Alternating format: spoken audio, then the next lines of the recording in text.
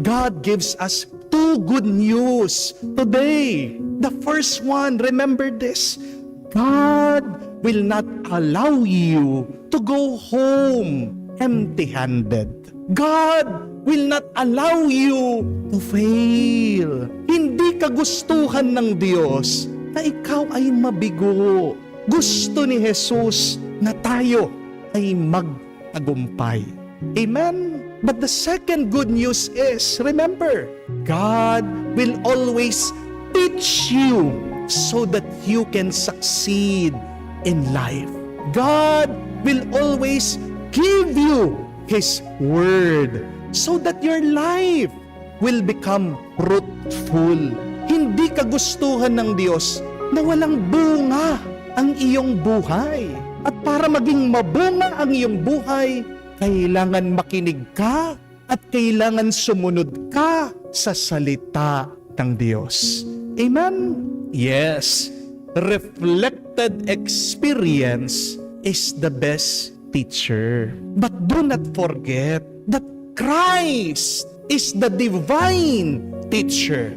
You may have all of the best things in life, but without the divinity of God, those best things do not have any value. Kung matututo ka sa iyong karanasan, gaganda ang iyong buhay. Pero kung matututo ka naman kay Kristo, magkakaroon ng milagro ang buhay mo. Kaya nga, mag-ingat tayo. Kasi kung hindi tayo makikinig kay Kristo, mabibigo at mabibigo tayo. If you fail to follow Christ, you will go home empty-handed. If you do not listen to the Word of God and act on it, your life will not bear much fruit. Madalas po, pag ako ay magmimisa, maghahanda ako ng mabuti sa aking homily. Talagang pinag-iisipan ko po lahat ng aking sinasabi sa inyo, lahat ng aking dinideliver dito po sa aking homily. Sinusulat ko po yan, pinagdadasal ko po yan, pinapractice ko po sa aking kaisipan. Pero nung minsan po, handang-handa na po ako sa aking homilya. Pero habang nakikinig po ako sa reading, para bang kinausap ako ng Diyos. Sabi niya, ito ang sabihin mo. Narinig mo yon dun sa reading? Yan ang sabihin mo. Nakipagtalo po ako sa Diyos. Sabi ko, Lord, paano po yung prepare ko na homily? Sayang naman po pinagpaguran ko. Lord, paano po yan? Hindi ko naman pinaghandaan ng mabuti yung pinapasabi nyo, yung gusto nyong sabihin ko para sa inyo. Ako pong magkamali ako, Lord. Pero kinukulit po ako ng Diyos. Nararamdaman ko po talaga sa aking puso, sa aking kaluluwa. Hindi. Yan ang sabihin mo. Sabi ko po sa Panginoon, bahala po kayo, ha? Total, trabaho nyo naman ito. Total, kayo naman talaga ang boss ko. Kung man ako ay mabigo, sinong mabibigo? Hindi po ako, Lord, ha? Kaya nga po, kahit na hindi ako naghanda, I was very hesitant. I delivered the homily that God wanted me to give. Alam niyo po, habang nagsasalita ako, habang sinasabi ko, pinipreach ko itong homily, hindi po ako komportable. Feeling ko po, kalat ako, sabog ako, hindi ko po maintindihan yung aking sinasabi. Hindi po talaga ako masaya. Pero alam niyo po, pagkatapos ng misa, meron pong isang lumapit sa akin na nagsimba. Sabi niya, Father, thank you for that homily. Sapul na sapul po yung sinabi niyo. Saktong-sakto po para sa akin. Father, salamat po. And then, ang pagpanik ko po sa kumbento, nakita ko, meron po nag-message sa akin, sabi, Father, salamat po dun sa sermon niyo. Parang, alam niyo po yung sitwasyon ko. Parang nangungusap po kayo sa akin. Parang akong kinakausap niyo. Salamat po. And it is then that I realize God has a good reason why He changed my homily. Why God guided me to say that homily. See, God told me, just follow my word. There is a good reason for it. Because I have a good plan for that homily. Kaya nga po, pag gumagawa ko ng homilya, palagi kong tinatanong sa Diyos, O Lord, anong gusto mong sabihin ko para sa iyo, para sa mga taong minamahal mo?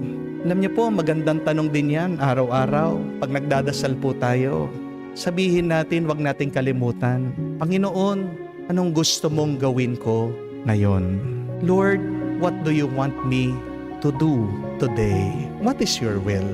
Mga kapatid, gawin natin ang tinuturo ng Diyos at magkakaroon ka ng milagro sa buhay mo. Remember, experience will teach you, and yet it is always God's word that will bless you. Pag nakakadama po kayo ng sakit o hirap sa inyong buhay, ano pong magandang attitude? Magpasalamat kayo. Dahil lalong magiging mabigat ang inyong buhay, lalong madadagdagan ang inyong sakit kung kayo ay nagrereklamo. Amen? Bakit kailangan po kayong magpasalamat kahit na kayo ay nakakadama ng sakit o ng kirot? Ibig lang sabihin, buhay pa kayo. Dahil sino ang hindi na nakakadama ng hirap, ng sakit? Yung mga bangkay, yung mga patay. My dear friends, what makes us human is the experience of pain and hurt. If you remove your pain, if you remove your hurt, you remove your humanity. You remove your life. Kung kayo po ay may sakit na pangangatawan, sino po sa inyo? Taas ang kamay. Say and pray, heal me, Lord. Heal me, Lord. Kung kayo po ay may sakit, nag-aalala kayo, say and pray, give peace to me, Lord. Give peace to me, Lord. Kung kayo po ay may sakit ng loob, may galit kayo, naiinis kayo, say and pray, give me the strength to forgive, Lord. Forgive me, Lord. Kung kayo po ay may sakit sa bulsa, kulang ang budget, kulang ang pambayad sa utang, say and pray, Lord, you are the provider. Give me overflowing grace, abundance, Lord. Wala naman pong problema ang walang solusyon. Lalong-lalo na kung lalapit tayo at mananalangin sa Diyos. Amen? But if your hurt, if your pain, if your problem persists, what should you say? What should you believe? Ito po ang paalaala ko sa inyo para hindi po masira ang inyong loob, para hindi po kayo sumuko sa inyong mga problema, sa inyong mga pagsubok sa buhay. Keep on repeating this very important lesson. The greater the pain, the greater the power. Ang ganda po, no?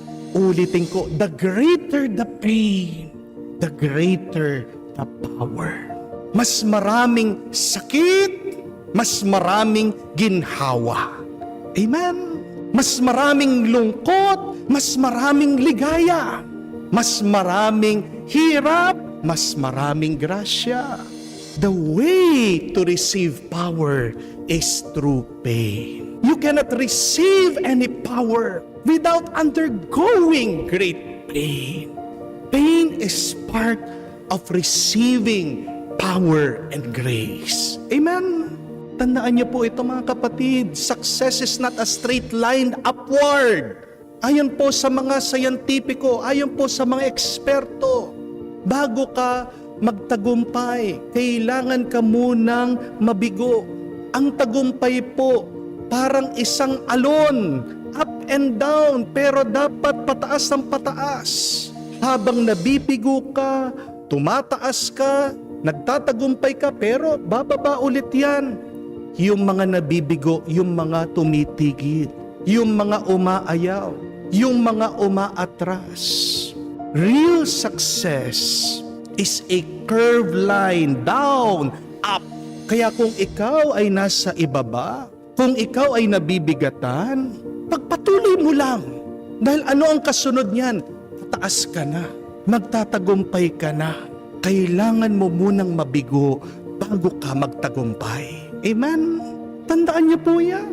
Bakit ka hinahayaan ng Diyos na mapuno ng utang? Dahil gusto niya pagdating ng araw ma-appreciate mo, mapapahalagahan mo ang pera. Hindi ka na magwawalwal, hindi ka na magiging gastador, hindi ka na mag-aaksaya ng pera. Gusto ng Diyos na yumaman ka. Amen? Bakit ka hinahayaan ng Panginoon na ma-homesick? Para pag-uwi mo dito sa Pilipinas, mas pahalagahan mo at malasap mo ang pagsasama-sama niyong magpapamilya. Diba? Pag palagi mong kasama yung pamilya mo, binabaliwala mo sila. Ngayong malayo ka sa iyong pamilya, diyan mo sila namimiss. Diyan mo nakikitang halaga ng pamilya. Bakit hinahayaan ng Diyos na ikaw ay magkasakit? Dahil gusto ng Diyos, mas lumalim pa at tumatag ang iyong pananampalataya sa Kanya. Tandaan niyo po, ang mga gumaling noong panahon ni Jesus, may matibay, may malakas sa pananampalataya sa Kanya. Mga kapatid, ang sakit mo ay daan para sa ikalalakas mo. Ang hirap mo ay daan para sa ikauunlad mo. Ang iyong lungkot ay daan para sa ikasasaya mo. Yan po ang tinutukoy ng ating Panginoon sa ating nabasang Ebanghelyo. Sabi niya, kapag inalay natin ang buhay natin sa Kanya kay Kristo, kapag binitiwan natin ang lahat ng ating hawak-hawak, bit-bit dito sa mundo, kapag tinakwil natin ang ating sarili para sa Kanya, ano ang ating makakamtan? Magkakaroon tayo hindi lang ng buhay at buhay magpasawalang hanggan. Napakalinaw na sinasabi ng ating Panginoon na tayo ay gagantimpalaan sa ating ginagawa dito sa mundo. Paano ka bibigyan ng gantimpala? Paano ka bibigyan ng isang premyo? Paano ka pagpapalain ng Diyos kung wala ka namang ginagawa? Amen? Napakaganda nga po ng sabi ng isang kasabihan. The tough times create strong men. Strong men creates easy times. But easy times create weak men. And weak men creates tough times. Ang mga mahihirap na panahon, diyan mo nakikita lumalabas ang mga malalakas matatag na tao. Ang mga matatatag, ang mga malalakas na tao, silang gumagawa ng mga masasayang panahon. Pero ang masayang panahon, diyan lumalabas, nagkakaroon ng mga mahihinang tao. At dahil mahina ang tao, siyang nagiging dahilan ng mahirap na buhay. Wala po kasing umaasenso at umuunlad sa luho. Amen? Mga kapatid, kailangan po nating turuan ang mga kabataan.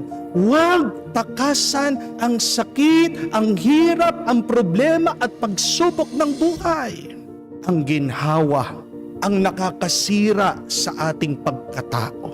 Ang sarap ng buhay ay ginagamit ng demonyo para tayo ay malayo sa Diyos.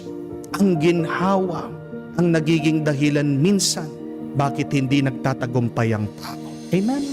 Sabi nga po ni Warren Buffett, isa sa mga pinakamayaman na tao, Amerikano, sa isang interview, pinag-aralan daw po niyang mga maraming kumpanya na biglang nagtagumpay, naging successful, pero mga ilang taon lang bumagsak sila. Ano po ang pinakadahilan? Bakit biglang bumagsak, biglang nabigo, biglang nawala? Ang pinakadahilan daw po ay naging kampante sila. Ang pinakadahilan po ng kanilang kabiguan ay dahil naging palagay daw sila ng loob. Complacency is the number one killer of our success and progress. Tandaan niyo po yan. Kaya nga po, huwag kayong malulungkot. pag nakakaranas kayo ng sakit o hirap sa inyong buhay. Yakapin niyo. At para maging mas masaya kayo at para maranasan yung kapayapaan, habang niyayakap niyo po yung inyong hirap at pagsubok, alay niyo sa Diyos. Sabihin niyo, Panginoon, nakasunod ako sa likod mo. Tingnan mo, yakap-yakap ko din ang aking krus, ang bigat ng aking buhay. Inaalay ko ito sa iyo. Do it for the Lord, and the Lord will give you more strength. Your hurt, your pain is your way to power. Remember that, my dear friends. For you to succeed in life, for you to be blessed, you have to show up. You have to be present. Amen? You cannot receive any grace if you're absent. In order for you to succeed, in order for you to be blessed, show up, be present. At yan po ang pinapahiwatig, tinuturo sa atin ng talimhaga ng ating Panginoon tungkol po sa mga kinuha na trabahador, mga manggagawa para magtrabaho sa ubasan nitong may-ari, nitong mayaman. Sabi po sa kwento, itong may-ari, itong mayaman, umaga pa lang, pumunta na siya doon sa palengke, kumuha po siya ng mga tao doon na magtatrabaho sa kanyang ubasan. Pero lumabas ulit siya ng 9 o'clock, 12 o'clock, 3 o'clock, kumuha pa rin po ng mga ibang magtatrabaho. Hanggang doon sa pinakahuli, hanggang doon sa pinakagabi, matatapos na lang ang araw, lumabas pa siya, 5:00 ng hapon, nakita niya yung mga iba, tayo-tayo lang, walang ginagawa. Kinuha niya. Nung panahon kasi ni Jesus, kung gusto mong magtrabaho, pumunta ka sa palengke at kukunin ka ng mga tao na nagpapatrabaho. Pero tingnan niyo po ang mabuting balita. Yung mga tao na ayaw nila, yung mga taong initsipwera nila, yung mga taong hindi nila pinansin, kahit na kahuli-hulihan, kinuha pa rin sila ng Panginoon at sinwelduhan sila ng pangbuong araw. Kung yung mga taong yon nalungkot, na-disappoint, na-depressed, kung yung mga taong yon bigla na lang sumuko, umuwi, de sana hindi sila nakuha.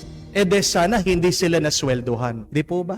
Yun lang nagtiis sila na nakatayo doon, hindi sila sumuko. Yung present lang sila. Sapat na yon para kunin sila, para pagpalain sila, para kahit doon sa araw lang na yon ay magtagumpay sila. See that, my dear friends? The mere act of showing up is one big step to success and blessedness. You cannot be blessed if you are not present. You cannot accept God's grace if you're absent.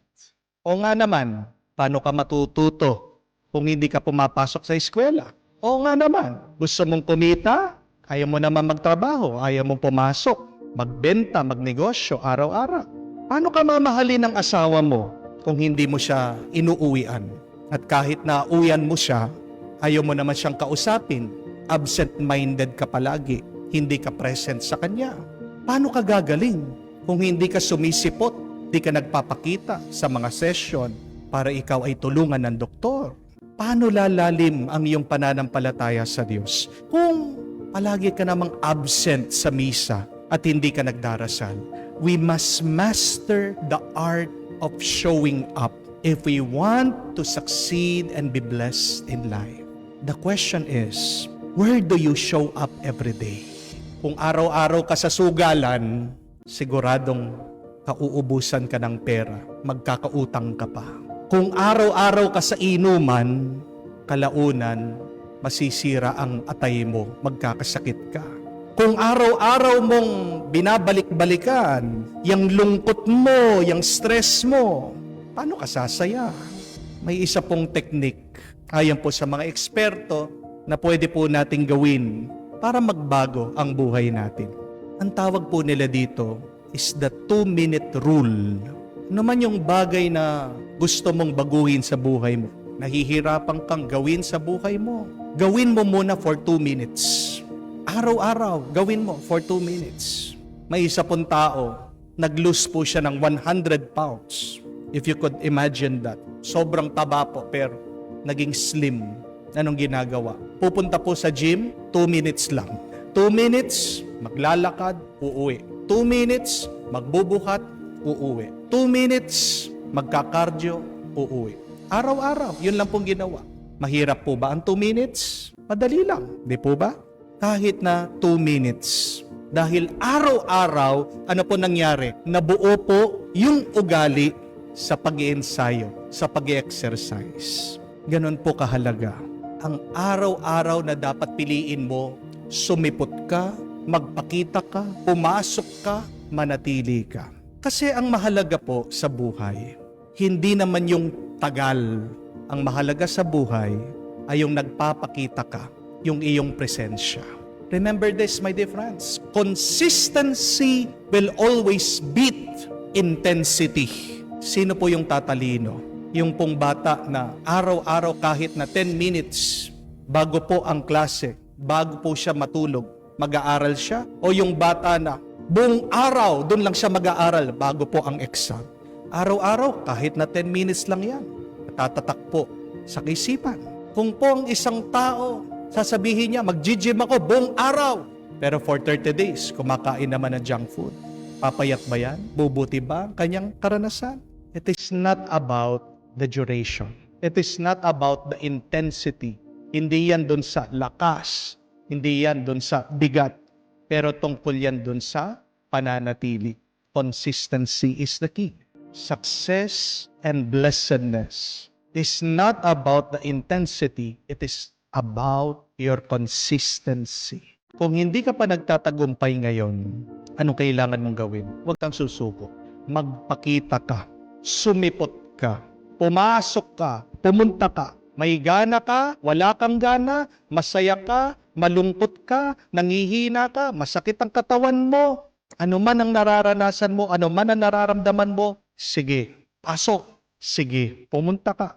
Sige, manatili ka. Darating din ang oras na ikaw ay mapipili ng Diyos at pupunuin niya sa kanyang grasya. Show up, and God will also be present to bless you with His love and grace.